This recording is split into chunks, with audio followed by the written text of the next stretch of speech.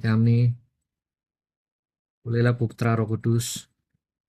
Kami juga bersyukur, berterima kasih buat malam hari ini kau kumpulkan kami. Kami boleh bersama-sama di sini sebentar, mau duduk diam di kakimu, mau mendengar, mau belajar dari firman-Mu.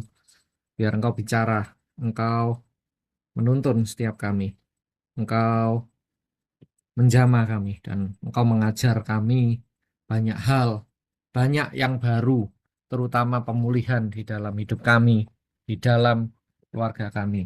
Sekarang, Tuhan, sebentar kamu duduk diam, kami mau dengar firman-Mu, kami mau berhenti sejenak dari kebisingan, dari dunia ini. Tolong kami, Tuhan, bicara sama kami, didik kami, ajar kami.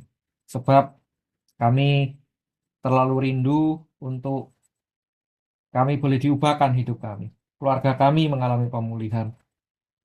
Orang tua, mertua, bahkan mungkin anak, mantu, cucu kami juga sama-sama Tuhan mengalami pemulihan. Bacalah Tuhan pada sore malam hari ini. Dalam nama Bapa, Putra, Roh Kudus, dalam nama Tuhan Yesus Kristus, Yeshua HaMashiach Adonai kami berdoa dan bersyukur. Haleluya, amin. Ya, sebelumnya pertama-tama saya menyambut semua yang ada di sini ya, dari manapun berada. eh, Mau yang seputaran Jabodetabek maupun yang ada di daerah. Oke, secara cepat langsung kita langsung aja ya. eh, Buka di dalam yang pertama Mazmur dulu ya. Saya bacakan dengan cepat. Mazmur pasalnya yang ke 128 ada di layar. Yang di perjalanan tadi nggak perlu buka, tapi saya akan bacakan dengan cepat. Ya, ini dari kitab Mazmur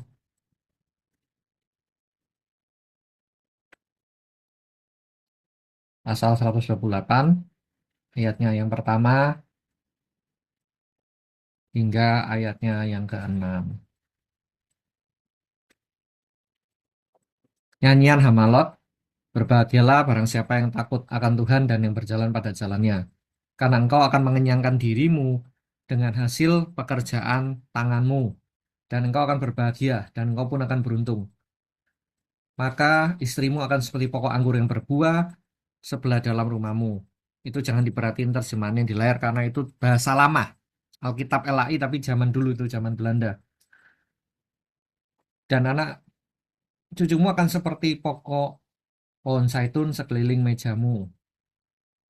Demikianlah diberkati orang yang takut akan Tuhan. Tuhan akan memberkatimu dari Sion dan kau akan memandang kebaikan Yerusalem pada seumur hidupmu. Kau melihat anak cucumu, biarlah diberkati orang yang takut akan Tuhan.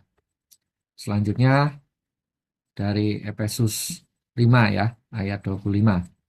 Nah, ini saya langsung akan bukakan.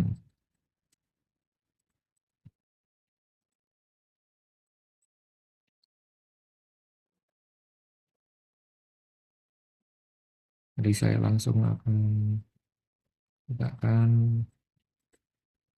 dari ini dulu ya.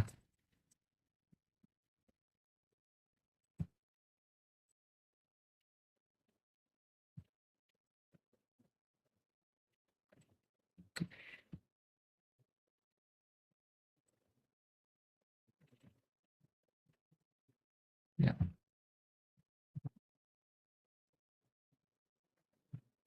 ya ini dari Efesus pasal yang kelima ya, Bapak Ibu Saudara. Efesus kelima secara khusus.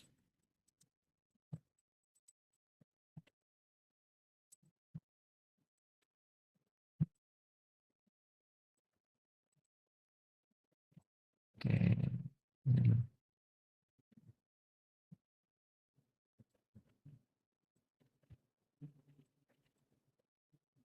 bentar ini.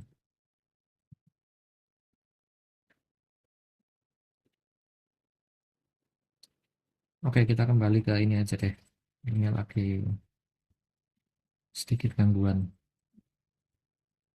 Pakai yang ini aja deh. Yang tadi ada di slide.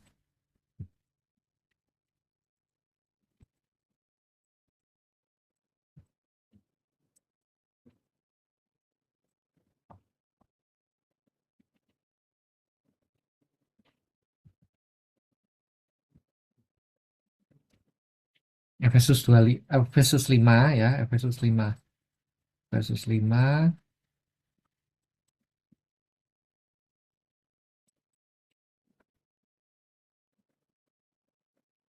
mulai dari langsung dah 25 sampai 33 saya bacakan langsung. Hai suami, kasihilah istrimu seperti Kristus juga mengasihi sidang jemaat dan menyerahkan diri karenanya. Karenanya ini maksudnya menyerahkan jemaat. Karena itu suami akan menjadi kepala istri, seperti Kristus juga menjadi kepala sidang jemaat. Maka sang suami lah atau sang pria itulah yang menyelamatkan tubuh itu. Sebagaimana sidang jemaat takluk pada Kristus, demikian juga segala istri, maksudnya istri-istri itu wajib hormat untuk kepada suami dalam segala sesuatu. Nah, suami kasihlah istrimu, si Kristus juga masih jemaat, serahkan dirinya karenanya supaya menguduskan setelah sucikannya dengan baptisan air oleh firman Allah. Dan supaya mendirikan sidang itu di hadapan sendiri dengan kemuliaan dan tidak cacat atau kerut atau barang sebaliknya, supaya menjadi kudus, tiada bercela. Dan juga patutnya suami mengasihi istrinya seperti mengasihi tubuhnya sendiri. Maka seorang pria mengasihi istrinya, yang ya ini seperti mengasihi dirinya sendiri. Karena tidak ada orang yang pernah membenci tubuhnya sendiri, melainkan memelihara tubuhnya. Sebagaimana Kristus adalah kepala dari sidang jemaat. Kita ini adalah anggota tubuhnya. Itulah sebabnya seorang akan meninggalkan ibu bapaknya serta menjadi satu dengan istrinya dan keduanya menjadi satu daging. Rahasia ini aku besar, tapi yang aku maksudkan adalah Kristus sebagai kepala dari jemaat. Hendaklah kamu masing-masing mengasihi istrimu seperti dirimu sendiri. Demikian juga istri menghormati suami. Bapak Ibu Saudara, mengapa keluarga itu penting? Karena kita semua di sini dilahirkan untuk keluarga, ya. Kalau keluarga itu nggak penting, mungkin kita kemarin dilahirkannya di klub sepak bola kali ya, di stadion gitu. Oke, jadi kenapa dikatakan pria itu sumber? Karena sebenarnya manusia atau man atau Adam itu tercipta segambar serupa dengan Elohim atau dengan Tuhan gitu. Tetapi karena dosa, ya banyak keluarga itu ruwet seperti ada di slide. Karena sumber masalahnya, ya pria-pria ini yang sebagai sumber yang harus jadi pemimpin, itu masih ruwet. Seperti itu. Kenapa masih ruwet? Di sebelahnya itu ditulis. Semoga muncul ya di layar Bapak Ibu. Yang nggak muncul saya dongengin lah. Percayalah, saya nggak menipumu dan ini dari firman Tuhan. Dari 1 Yohanes 2 ayat 16 dikatakan apa? Kenapa jadi ruwet? Karena masih dikuasai keinginan mata, keinginan daging, dan kesombongan hidup. Kenapa? Bahkan kalau kita mau lebih lanjut, lebih jauh, ternyata eh, dosa itu bahasa aslinya itu adalah hamartiah atau apa? Yakni melenceng gitu, melenceng dari tujuan awal ya, Kejadian 3 ayat 16. Jadi kalau misalnya gini, kita punya laptop itu diciptakan itu untuk kerja begini. Tapi terus tiba-tiba mungkin pesawat kargonya kecelakaan atau gimana, dia di suatu daerah pedalaman. Nah, laptop ini ditemu oleh mak-mak suku pedalaman, dia nggak tahu, terus dipakai jadi telenan. Nah, ini loh hamartia itu begitu, melenceng dari targetnya. Diciptakannya untuk apa, akhirnya jadi seperti apa. Nah, ini yang kita hadapi hari ini. Banyak pria itu sudah jauh menyimpang dari targetnya Elohim, itu sehingga akhirnya ya karena dia kepala keluarga, ya dia bawa masalah gitu. Dia bawa masalah ke anak, istri, ke semua, bahkan mungkin sampai cucu. Apa ya? Karena tidak akhirnya tidak pada rancangan yang sempurna dari Bapa Putra Wah Kodes Roh Kudus gitu. Jadi kacau gitu. Karena apa? Kayak karena pria-pria udah gagal gitu. Tapi bukannya malah mencontoh Kristus atau Adam terakhir atau pria sejati yang sempurna. Loh, yang ada apa? Menyalahkan keadaan, menyalahkan istri. Ya mungkin juga menyalahkan lagi orang tuanya atau nenek moyang. Jadi nggak ada selesainya gitu loh. Kalau kita baca tadi ya, itu yang di Kejadian 3 itu 16 itu lucu. Nanti waktu ditanyakan, Hai Adam, siapa ini yang nyuruh makan buah? Nanti dia menyalahkan. Dia ngomong, perempuan yang kau tempatkan di sisiku. Lah, ini. Tuhan nggak suka begitu. Ya, Tuhan nggak suka gitu. Salah-salahan gitu. Harusnya Adam juga ngomong, iya gue salah. Gue udah salah makan buah ini. Selesai kok. Karena pertobatan, kejujuran itu yang membawa kepada pemulihan. Tapi banyak orang, banyak pria nggak mau jujur, ya susah untuk pulih gitu, denial. Kalau kita nggak pernah validasi atau mengakui dulu apa yang jadi akar persoalan itu, maka selamanya tidak ada pemulihan. Karena awal dari pemulihan itu keterbukaan. Kita ngaku dosa. Makanya dikatakan di 1 Yohanes 2 ayat 19, ayat 9 itu dikatakan gini, sebab Tuhan itu setia dan adil. Kalau kita mau mengaku dosa kita, ia mengampuni dan menyucikan. Yang penting mengaku dulu. Kita mengaku, kita bertobat. Nah, dari situ bisa dipulihkan. Nah, maka dikatakan Kristus Adam terakhir pria sejati itu yang sanggup memulihkan kita. Ya contohnya dia gitu loh. Kok gitu? Lah, dosanya kita, yang dosa itu manusia, seluruh dunia, kok dia sendirian yang nanggung? Ya kan? Yohanes 3 ayat 16. Berarti artinya apa? Ini loh pria, ini loh pemimpin itu. Nggak pernah nyalain anak buah, nggak nyalain anggotanya. Ketika justru anggotanya apa salah, dia yang menanggung. Makanya dikatakan, yuk secara cepat kalau yang bawa Alkitab atau enggak saya bacakan di Filipi 2 itu dikatakan apa? Dia yang tidak mengenal dosa, dia yang sempurna. Dia menanggalkan kesempurnaan ke Elohim atau kealahannya itu menjadi sama, ya, menjadi sama seperti manusia. Bahkan apa? Menjadi hamba yang paling tinggi, bahkan digantung di atas kayu salib, taat sampai mati kayu salib. Itulah sebabnya Elohim Bapa atau Bapak Surgawi itu sangat meninggikan ya, mengaruniakan dia nama di atas segala nama. Kenapa? Pemimpin yang sejati, pemimpin yang benar. Adam yang sempurna, destininya harusnya seperti ini. Gitu. Oke, kita lanjut. Ya, jadi, oh sorry, ini mungkin gambar saya nutupi. Ketika kita ini dipulihkan, maka ya kita tuh pulih terhadap hubungan dengan pencipta dulu. Kita dipulihkan hubungan dengan pencipta. Setelah hubungan kita dengan pencipta pulih, maka gambar diri atau kejiwaan kita juga dipulihkan. Roh, jiwa, tubuh dipulihkan juga. Implikasinya apa? Implikasinya selanjutnya kita pulih hubungannya kita dengan sesama. Ya, dengan sesama hubungan kita jadi pulih. Kemudian selanjutnya apa? Selanjutnya pulih juga hubungan kita dengan alam. Jadi kalau kita hari ini lihat seperti kemarin di Sumatera alamnya rusak apa gini.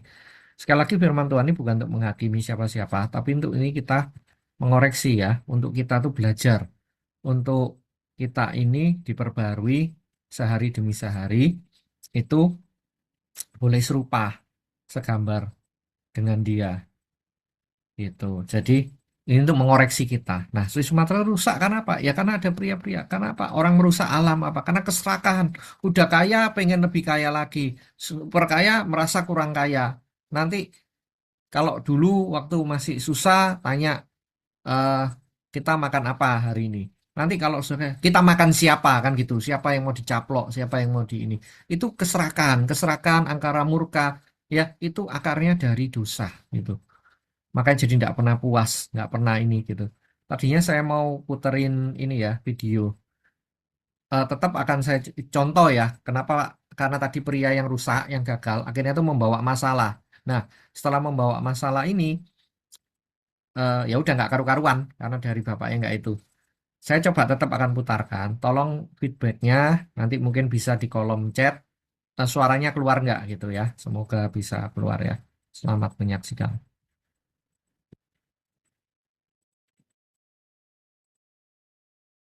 Ini kisahnya kemarin yang booming dulu. Naca 2, film box office, main sejarah di Asia.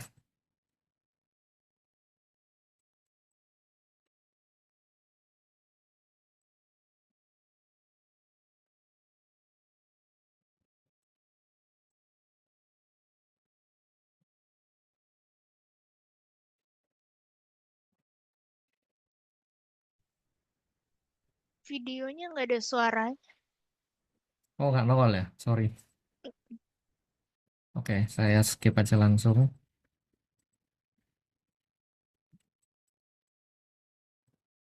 Ini kata-katanya nih coba perhatikan kemarin lihat. Mama sangat mengasihimu. Mama nggak peduli kamu tuh peri atau kamu itu iblis. Mama hanya tahu kamu anakku. Jadi ini di salah satu adegan di film itu ceritanya jadi akhirnya mereka semua tuh ditangkap oleh gucinya ini ya, Dewa Buliang. Dewa Buliang itu karena ambisi dia pengen jadi perguruannya itu yang paling sakti. Maka dia menjadikan semua soul atau semua jiwa yang ditangkap itu diambil intisarinya supaya apa? Supaya dia makin sakti. Nah, termasuk yang ketangkap nih keluarganya Naja. Nah, di film ini diceritakan saat-saat terakhir waktu ibunya hendak tiada, dia bilang, maaf, aku tuh gagal jadi anakmu. Aku cuman bawa sakit ke kamu. Padahal aku tuh cuman mau jadi versiku yang terbaik. Terus maknya ngomong gini, aku nggak peduli kok. Kamu tuh mau peri atau kamu tuh mau siluman atau jauh itu bahasa bahasa Chinese-nya itu artinya siluman. Kamu tetap anakku. Maaf, di jalan yang ke depan, mama, mami ini nggak bisa nemeni mungkin sampai di sini. Terus dia nangis apa? Nah, singkat cerita, ini film kan box office di China. Ini juga di sana tuh dijadikan oleh Lause, oleh guru-guru itu diputar jadi contoh untuk ngajari anak-anak tentang hubungan dengan orang tua, dengan dan lain sebagainya. Tetapi intinya gini yang saya mau ngomong, kalau Anda pernah baca sejarahnya kisah Naja, kemudian bapaknya itu Jenderal Li Jing atau yang nanti yang jadi Dewa Pagoda, itu ya kalau kita ambil maknanya atau hikmahnya tuh gini. Namanya jenderal, berarti kan karirnya oke, luar biasa. Tetapi keluarganya morat-marit gitu. Akhirnya kalau Anda yang pernah ikut sejarah ya, ya sebelum Naca ini benar-benar jadi ascended, jadi dewa, dia sempurna. Sempat ada fase dia kepahitan sama bapaknya, sama kakak-kakaknya, karena merasa maknya ini nggak ada karena mereka gitu loh. Jadi nggak jaminan mungkin karirmu berhasil, engkau banyak duit, engkau gini, tapi terus rumah tangga keluargamu nggak berantakan. Kenapa? Ya gampang, Bapak Ibu saudara, karena orang dulu mikir, lah mau jadi tentara, jadi polisi, jadi dokter itu aja pendidikannya lama, belasan tahun, bahkan puluhan tahun. Maksudnya kalau yang sampai perwira ya, yang sampai benar-benar berdampak. Dan nah, lucunya banyak orang ketika berumah tangga itu menyepelekan yang namanya kelas atau pendidikan atau persiapan pranikah, asal-asalan bahkan. Ya ada sih beberapa gereja bagus, harus setahun dulu ya baru nanti di review lagi di ACC boleh nggak itu sama Romo atau pastor atau pendetanya kan gitu. Nah ngomong-ngomong gini jadi keinget tuh yang lagi viral tuh mungkin yang suka main TikTok tahu ya yang soal broken string itu. Kayak parokinya tahu sih saya deket rumah saya ini di Cibinong situ. Cuman bagi saya agak aneh sih. Saya menyoroti, setahu saya gereja Katolik itu gereja yang paling susah untuk melegalkan pernikahan kalau ada satu dan enggak. Makanya saya lebih percaya daripada yang bersangkutan penulis buku yang Mbak Aurelinya tuh mengatakan kalau itu void gitu. Itu dianggap tidak pernah ada karena satu dan lain hal. Mungkin karena muslihat, karena tipu menipu, orang dalam atau apa. Karena setahu saya paling susah. Lah kita harus ngomong jujur itu fakta di lapangan. Ini nanti juga akan tayang di YouTube. Setahu saya yang justru paling gampang bisa akal-akalan, bisa kadal-kadalan tuh malah Pentakosta karismatik gitu. Mungkin cuman ketemu 2-3 kali atau apa, langsung pemberkatan. Sing penting salam tempel kan gitu ya. Ngamplopi pendetanya wes langsung keluar. Mau lu duda, mau lu janda, bodo amat kan gitu. Yang penting lu mau baptis selam tempat gua mulai ini. Saya ngomong gini bukan saya menjelekkan satu ini, tidak. Tapi ini menjadi autokritik bagi kita. Kita sebagai hamba-hamba Tuhan, kita sebagai yang mengaku sebagai jongosnya atau abdi, kita bertanggung jawab di kekekalan loh. Bukan perkara organisasi, bukan perkara di dunia. Tanggung jawab dosa itu bukan hanya di dunia sekarang, tapi juga di dunia yang akan datang. Ketika kita hamba-hamba Tuhan, kita ngajarnya ngawur, terus rumah tangga Kristiani, ya. Jadi nggak ngomong apa warna teologinya, nggak ngomong apa warna sinodenya, terserah lu mau reform, mau Lutheran, mau sekali selamat tetap selamat, mau universalis, mau Pentakosta, mau apapun, kita berdiri di atas dasar firman Tuhan, perkataan Yesus Kristus, kita tanggung jawab loh sampai kekekalan. Malaikat 3 ngomong loh, ketika engkau, ya, ketika engkau menutupi mezbah itu dengan air mata, kok bisa? Nanti buka, baca di rumah. Maleakhi 3. Karena engkau tidak setia kepada istri masa mudamu.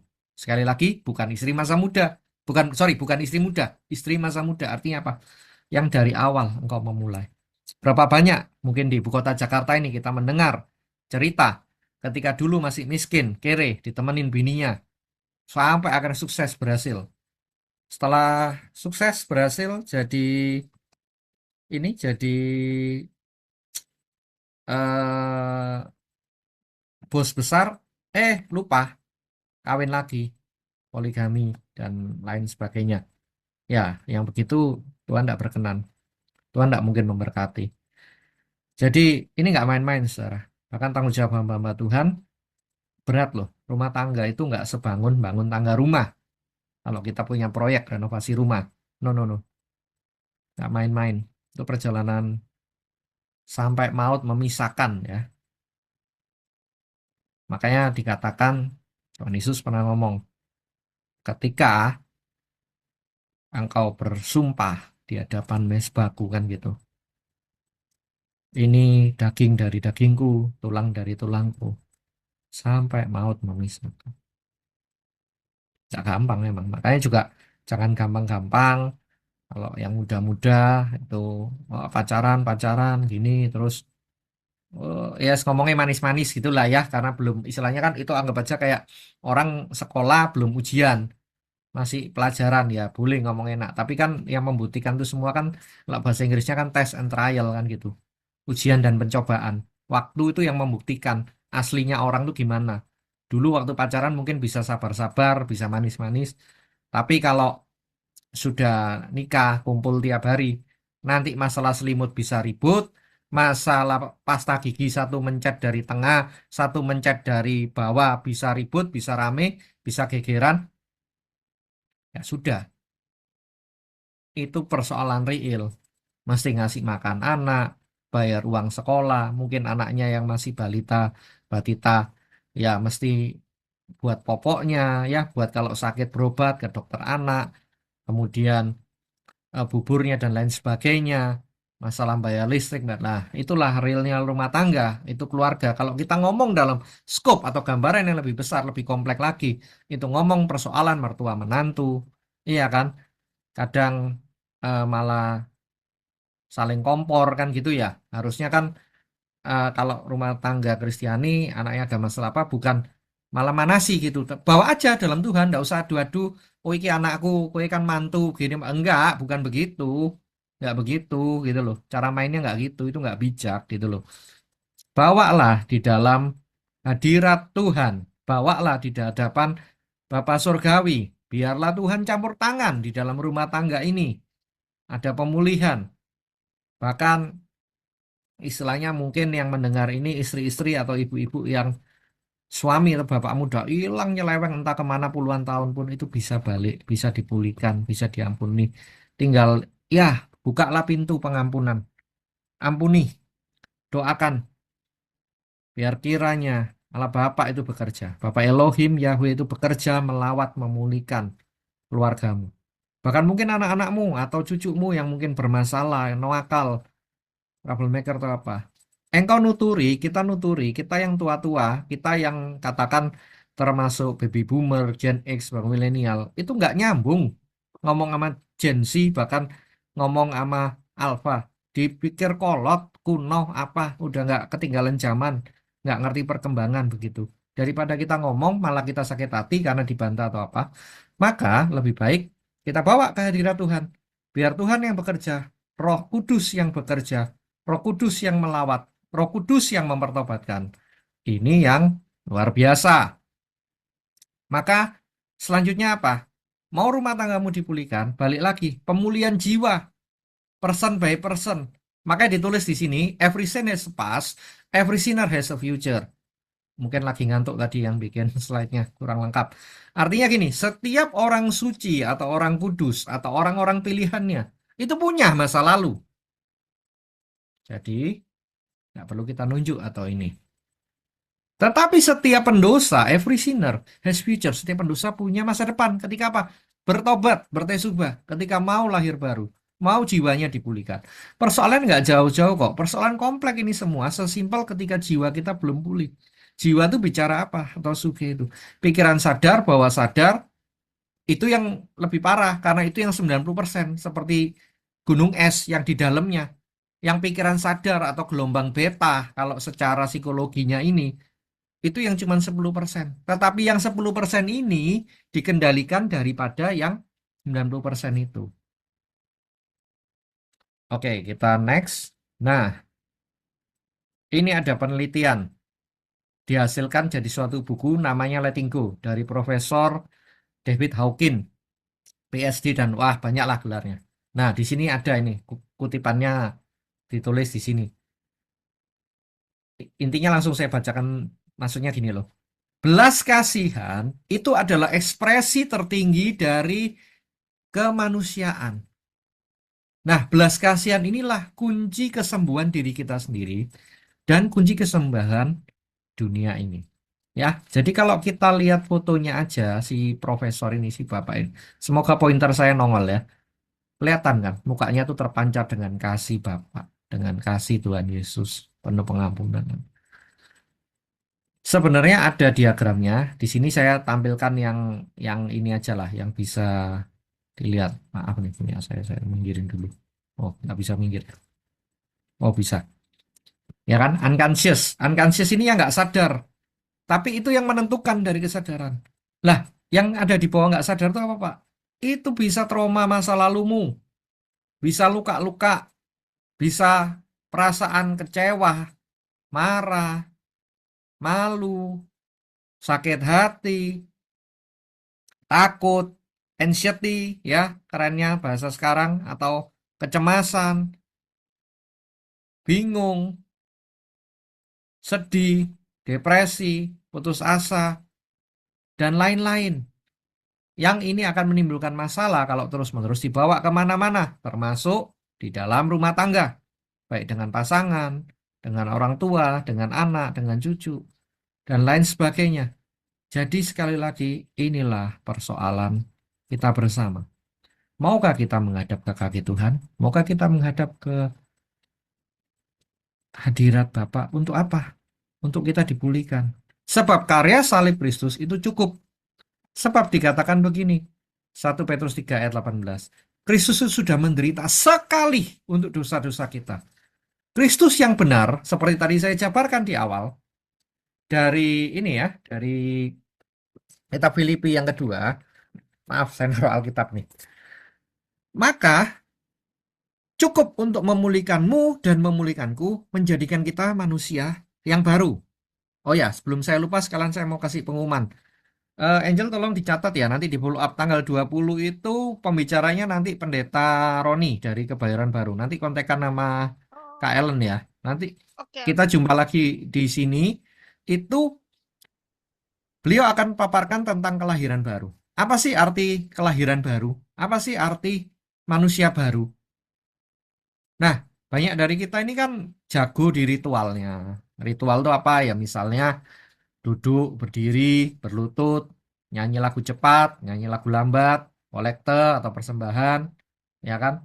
Perjamuan kudus, sakramen perjamuan kudus atau apa? Baptisan atau apa. Itu ritual gitu loh. Apa spiritualitas? Spiritualitas itu ketika you and I dari dalam mengalir keluar, hidup kita diubah. Bukan polesan, bukan sandiwara gitu loh. Kalau sandiwara itu panggung. Kalau mesbah itu yang tadi, altar pernikahan, kita diberkati. Dalam rumah tangga nggak bisa pakai topeng. Ya pakai topeng ya lama-lama ketahuan juga gitu loh. Waktu yang buktikan. Jadi lebih baik berlutut di bawah kaki salib Kristus. Kita menghadap Tuhan sama-sama. Kita akui semua. Kita minta pemulihan. Kita minta dipulihkan. Nah, yang saya mau lanjut tadi dari Profesor David Hawkins. Beliau ngajarin caranya ini. Ini yang nanti akan kita praktekkan bersama. Seperti apa, Pak? Sederhana. Tadi kalau yang ikut masuk dari awal pasti sudah sama-sama ya, sama-sama dengar. Eh, jadi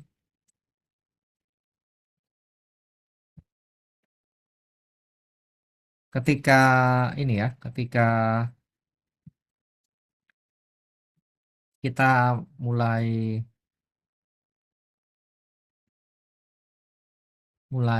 mulai bicara, Bukan, sorry, bukan mulai bicara, maaf. Saya lagi meleng. Ketika kita mulai belajar, ya ini lewat apa? Lewat atur nafas. Lewat nafas kita. Setiap kita itu terhubung dengan Tuhan, dengan Sang Sumber, ya. Jadi percayalah, percayalah apa? Percayalah bahwa kita ini tidak dibiarkan sendiri. Kita terhubung dengan Bapa, Putra, Roh Kudus lewat nafas kita. Tetapi lewat nafas kita juga itu kunci pemulihan kita. Maka mungkin kalau yang bisa dan mungkin di rumah, kayak tadi saya bilang, di sofa, mungkin di kamar atau ruang doa, duduk, tenang, apa, kecuali yang dipakai buat Zoom ini ya. Kalau enggak, misalnya kayak TV, gadget, apa, dimatikan, radio, apa, YouTube, TikTok dimatikan dulu, bentar aja. Saya pandu bersama. Kasih kesempatan, nanti saya ajari begini. Jadi pertama tadi ya, dua itu, jadi profesor tuh ngajari gini.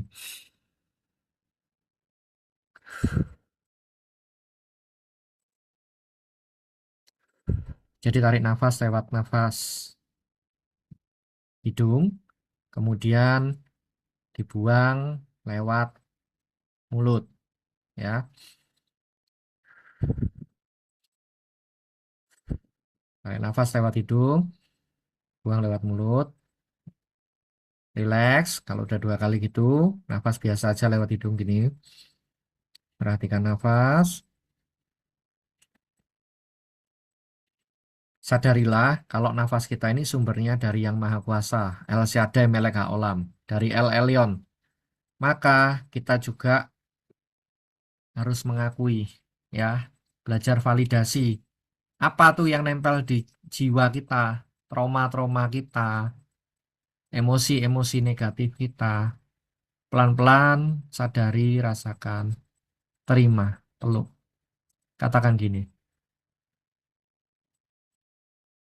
aku mengaku, boleh ngomong, boleh Anda dalam hati, ya.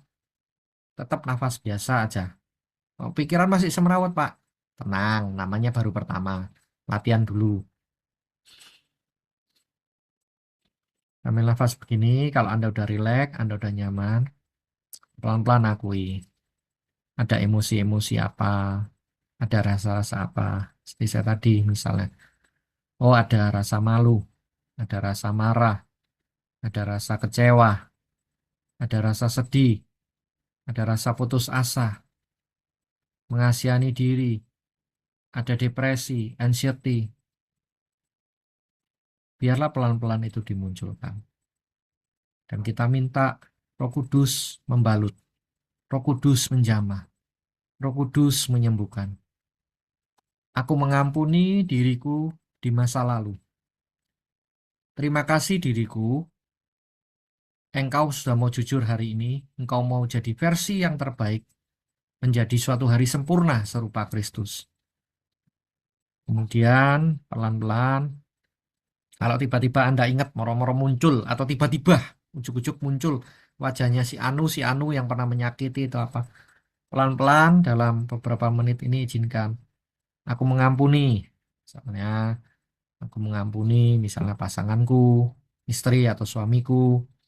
Aku mengampuni mertua, aku mengampuni orang tuaku, atau mungkin aku mengampuni si A nih pernah nipu gue nih 500 juta. Oh iya itu pernah ciak nih dalam proyek apa gitu kan. Atau mungkin tiba-tiba teringat zaman sekolah dulu si Anu yang melukai. Let it go.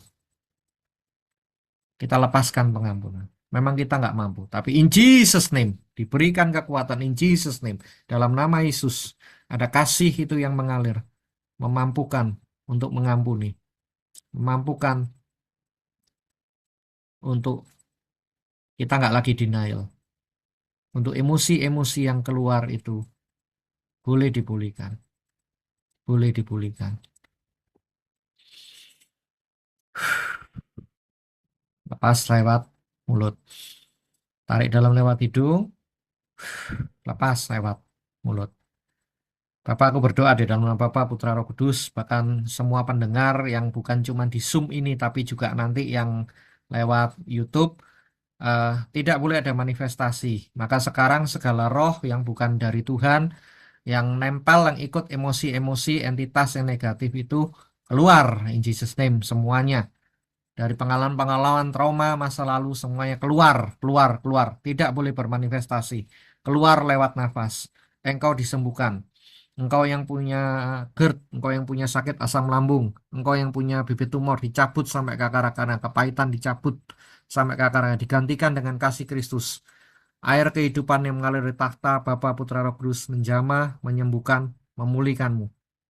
Menjamah, menyembuhkan, memulihkanmu. Bahkan bibit-bibit kanker semuanya dicabut sampai ke akar-akarnya. Diganti dengan kasih Kristus. Kasih yang memulihkan. Kasih yang membalut setiap luka. Kasih yang membalut setiap trauma, setiap luka, setiap kecewa, setiap putus asa, setiap depresi, setiap kesedihan. Haleluya. Haleluya.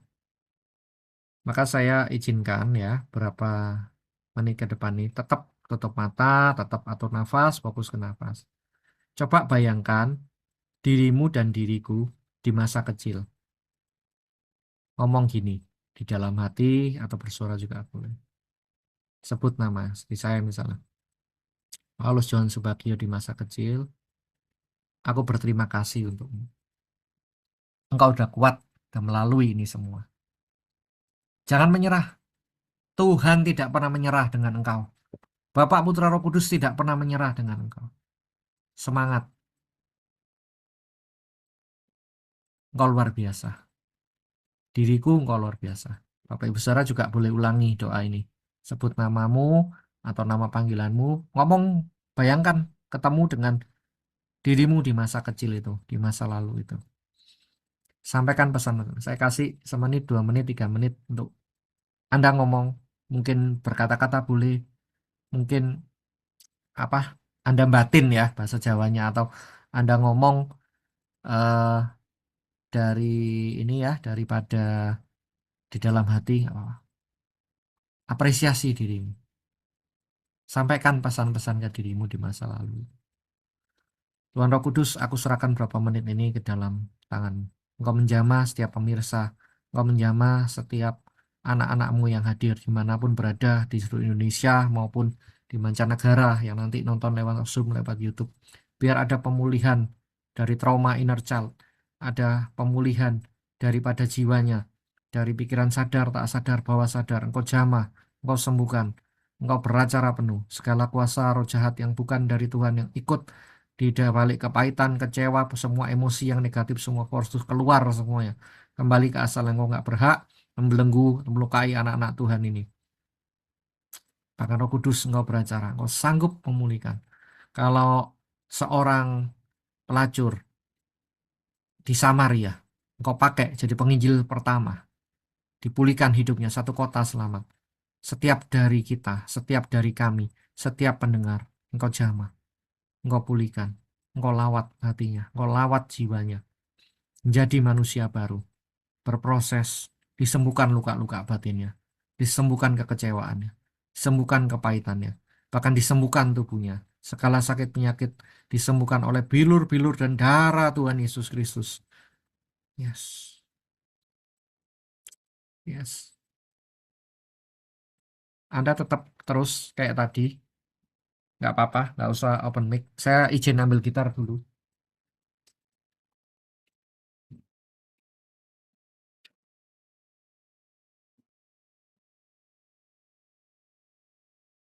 Sebab saya merasakan Tuhan sedang beracara sekarang. Tuhan ingin memulihkan saudara. Tenang aja, ini Zoom-nya udah nggak error. Mau sampai 6 jam juga enggak bercanda lah saya. Yang penting Anda dilawat Tuhan. Terus Roh Kudus beracara. Kau menjamah setiap anak-anakmu.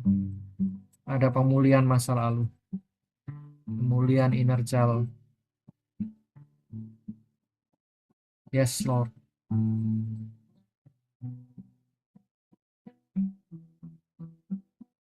Saudara nikmati aja. Mungkin yang Anda lihat ini itu atau Pak, saya enggak lihat apa-apa. Ya enggak apa-apa.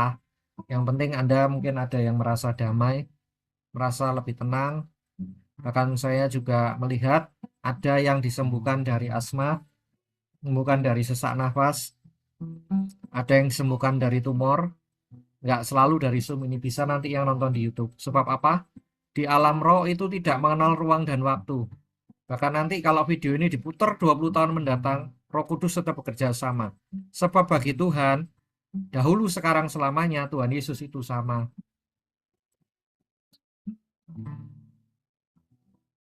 Yes. Tuhan, kau beracara. Tuhan, kau melawat anak-anak. Kau menjamah.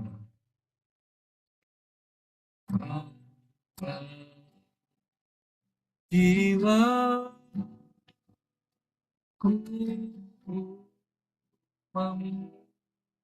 memujimu.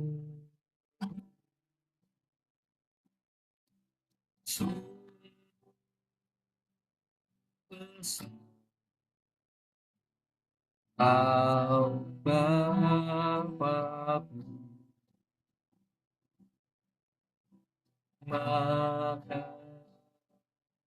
jiwa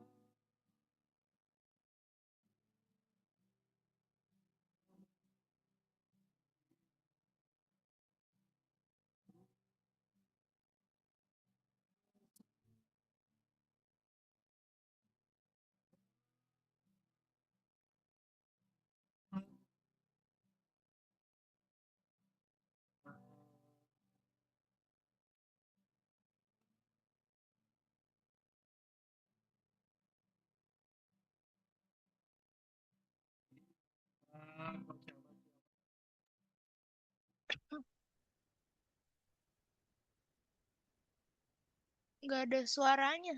Halo? Halo?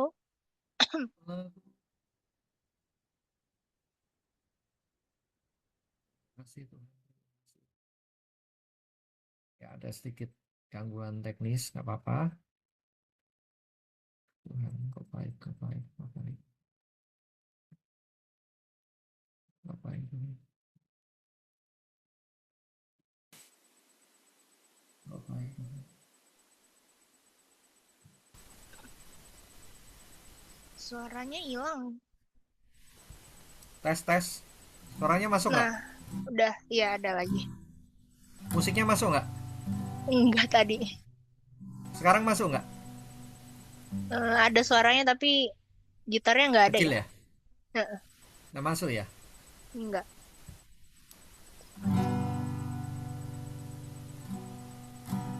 Oke, saya mungkin coba, ini bisa dari pengaruh dari headset ya. Bentar. Saya oke. Coba di iniin dulu nih. Headsetnya di ituin dulu kali. Jadi mungkin nyangkut di headsetnya. Oke.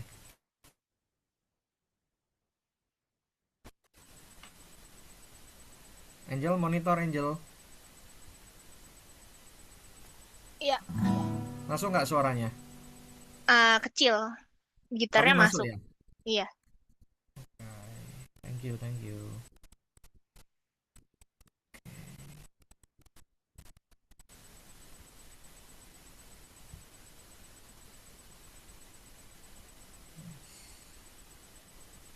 Tuhan, kau tidak diganggu oleh apapun juga, mau kendala teknis, mau apa. Haleluya. Jelas nggak Angel suaranya? Eh, Agak putus-putus gitu suaranya. Nah, ini jelas lagi. Jelas ya?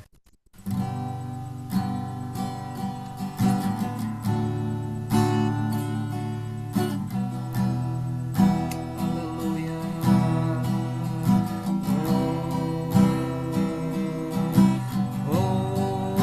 Hosana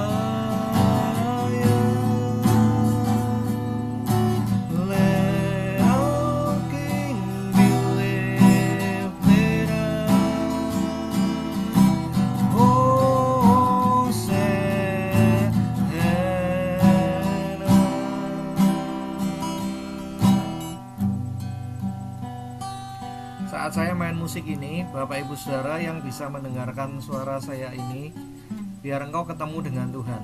Ketemu dengan Tuhan itu nggak selalu Anda lihat ya. Bagi beberapa mungkin ada yang tiba-tiba lihat seperti dibawa ke taman.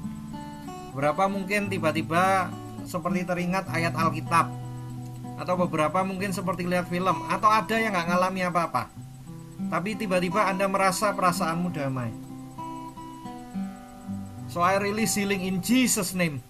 Di dalam nama Tuhan Yesus aku lepaskan kesembuhan, pemulihan roh jiwa tubuhmu, secara khusus untuk jiwa-jiwa yang terluka, untuk trauma-trauma di masa lalu, segala kepahitan, segala akar dosa, segala benih yang bukan ditanam oleh Tuhan, yang ditanam oleh si jahat, segala keterikatan. Ini tidak menunjuk siapapun. Anda rileks aja, karena sebab di sini saya nggak bisa lihat Anda yang bisa lihat saya. Dalam nama Tuhan Yesus, segala yang terikat dengan apapun juga yang bukan dari Tuhan, terikat minuman keras, yang terikat pornografi, yang terikat alkohol, yes, yang terikat minum mabuk, yang terikat perjudian, yang terikat utang piutang, putus dalam nama Yesus. Oh, Tuhan bekerja di sini. Roh Kudus bekerja di kamar dimanapun Anda mendengarkan, Anda menonton siaran YouTube ini nanti. Yes, jamah Tuhan, lawat Tuhan anak-anakmu. Hamba cuman mau nurut, hamba cuman mau ngikutin tuntunanmu. Sebab Bapak Putra Roh Kudusku, Bapak Putra Roh Kudusmu juga. Dimanapun Bapak Ibu Saudara berada, percayalah Tuhan tidak meninggalkanmu. Tuhan bersama denganmu. Yes, yes. Haleluya, haleluya. Makasih Tuhan. Kita tutup dengan satu lagu pujian ini. How great is our God. Sing with me, how great is our God. And all who sing, how great is our God. How great is our God. Sing with me, how great is our God. Anda nikmati aja. All who see how great is our God. Jamah Tuhan, jamah lawat anak-anakmu yang mendengarkan siaran ini dimanapun berada, kapanpun juga. Oleh bilur dan darah Tuhan Yesus mereka disembuhkan. Air kehidupan dari takhta Bapa Putra Roh Kudus mengalir, menjamah, menyembuhkan, melawat anak-anakmu. Yes, kami butuh Engkau Tuhan. Kami butuh lawatanmu. Engkau Elohim yang besar, Engkau Allah Maha Besar. Kau jamah anak-anakmu untuk Kau sembuhkan mereka, Kau lawat mereka, Kau lepaskan keterikatan mereka. Lepas semua belenggu itu, lepas semuanya. In Jesus mighty and holy name. Yes, ada lawatan, ada kesembuhan, ada kelepasan, ada mujizat segala benih-benih kanker, tumor. Aku cabut sampai ke akar-akarnya dengan kuasa otoritas dari Bapa Putra Roh Kudus. Dari takhta yang maha tinggi El Elyon Elohim Adonai. Lepas semua itu sakit penyakit. Lepas semua belenggu itu. Yes, ada kuasa lawatanmu itu, ada kuasa pemulihan itu mengalir, menjamah setiap pendengar, setiap anak-anakmu dimanapun berada. Kuasa itu mengalir, kuasa itu mengalir. Makasih Tuhan, terima kasih Tuhan. Makasih Bapa. Makasih Bapa. Makasih Bapa, Putra dan Roh Kudus. Terima kasih. Terima kasih Tuhan.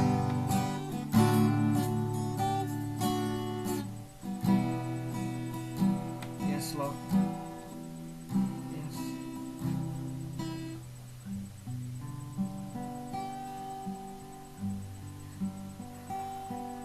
saudaraku. Pelan-pelan tenangkan hati, tenangkan kondisimu, tenangkan pikiran. Angkatlah kedua belah tanganmu dan terimalah berkat daripada Bapa Elohim, Allah Bapa, cinta kasih yang manis dari Putra Tunggalnya Yesus Kristus Tuhan kita, Yeshua HaMashiach Elohim Adonai, dan penyertaan yang manis dari Maruah HaKodes Roh Kudus menyertaimu dan saya mulai sekarang sampai Maranatha. Dia menjemputmu dan menjemputku ke awan-awan jumpa Tuhan Yesus di surga kekal selama-lamanya. Haleluya. Amin. Oke, mungkin yang bisa buka mic, buka kamera ya buka kamera. Kalau nggak bisa ya nggak apa-apa. Saya cuma mau kasih sedikit pengumuman. Sebentar. Ini sebentar, kenapa jadi begini? Oke. Ya, jadi minggu depan ya yang mau mau buka kamera, buka mic, silakan. Ada tiba di penghujung. Saya cuma mau kasih pengumuman. Jadi doanya dipindah setiap Jumat malam ya, setiap Jumat malam. Nanti yang ya minggu depan itu kalau nggak ada halangan dan atas kehendak Tuhan, itu Pendeta Roni ya dari GKI Kebayoran Baru, dia akan bahas tentang kelahiran baru ya. Mungkin yang dengar ini di YouTube terus nanti pengen ikut secara Zoom, nanti boleh hubungi Kak Angel ya. Kak Angel monitor, bisa buka mic Kak Angel? Oke. Ya, nanti dihubungin orang-orang mungkin yang mau ikut lewat Zoom minggu depan. Siap. Kalau nggak bisa nggak apa-apa, semuanya nanti di YouTube tetap sama kok, karena Bapak Putra Roh Kudus dimanapun berada Tuhan itu sama.